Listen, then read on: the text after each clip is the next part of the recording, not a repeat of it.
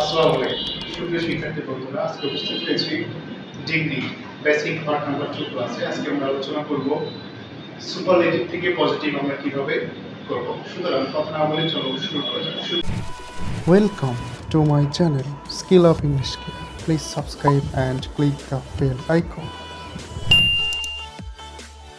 সুপ্রিয় শিক্ষার্থী বন্ধুরা, সুপারলেটিভ ডিগ্রি ছাড়া সবচেয়ে সহজ উপায় হচ্ছে এক নম্বর নিয়ম আমি বলছি ওয়ান অফ দা থাকে, অর্থাৎ সুপারলেটিভ ডিগ্রিতে যদি অনবদ্যা থাকে সেই অনবদ্যাযুক্ত সুপারলেটিভ ডিগ্রিকে আমরা যখন পজিটিভ করতে যাব খুব সহজ এবং সাধারণ নিয়মে আমরা করতে পারি।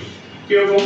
প্রথমে আমরা লিখব হচ্ছে ভেরি ফিউ, এরপরে সুপারলেটিভের পরের অংশ, এরপরে যে ভার্বটা থাকবে সেই ভার্বের হচ্ছে প্লুরাল ফর্ম দিতে হবে। ইজ থাকলে আর হবে, ওয়াজ থাকলে ওয়্যার হবে, এরপরে অ্যাজ অথবা সো এটা তোমাকে দিতেই হবে। দেন অ্যাডজেক্টিভে আমরা ব্যবহার করব হচ্ছে পজিটিভ ফর্ম, যেহেতু আমরা এখানে সুপারলেটিভ থেকে পজিটিভ করতেছি।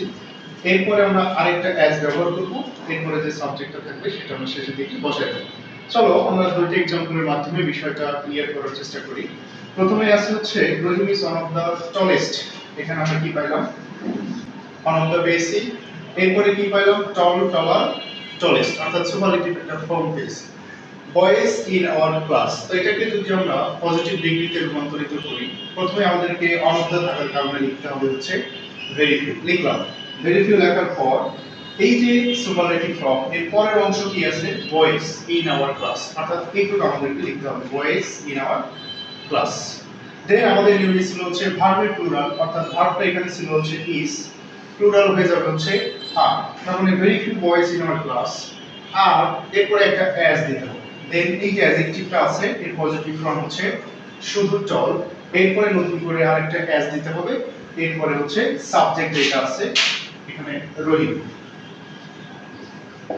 এইভাবে খুব সহজভাবে কিন্তু সুপারলেটিভ থেকে পজিটিভ পরিবর্তন করা যায়। দুই নম্বর আরেকটা एग्जांपल দেখো, he is one of the most valuable. এখানে ওয়ান অফ দা পেয়েছি, এরপরে পাইলাম হচ্ছে most valuable person in our village. সুতরাং কোনো চিন্তা ভাবনা ছাড়াই ওয়ান অফ দার পরিবর্তে আমরা ব্যবহার করব ভেরি ফিউ। এরপরে এই যে সুপারলেটিভ ফর্মের পরের অংশ পারসন ইন আওয়ার ভিলেজ, অর্থাৎ পারসন ইন আওয়ার ভিলেজ আমরা ব্যবহার করব। এরপরে ভার্ব হচ্ছে ইজ, এই যে সুপার প্লুরাল হচ্ছে আর, অর্থাৎ ইজ থাকলে আর হয়ে যাবে। এরপর একটা অ্যাজ, অ্যাডজেক্টিভের পজিটিভ ফর্ম শুধু ভ্যারিয়েবল, আবার অ্যাজ, আবার হচ্ছে সাবজেক্ট। আশা করি সুপারলেটিভ থেকে পজিটিভের অনবদ্যাযুক্ত বাক্য নিয়ে আর কোনো সমস্যা হবে না। আগামী ক্লাসে আমরা 3 নম্বর পার্টে সুপারলেটিভ থেকে পজিটিভের বাকি দুইটা দেখানোর চেষ্টা করব।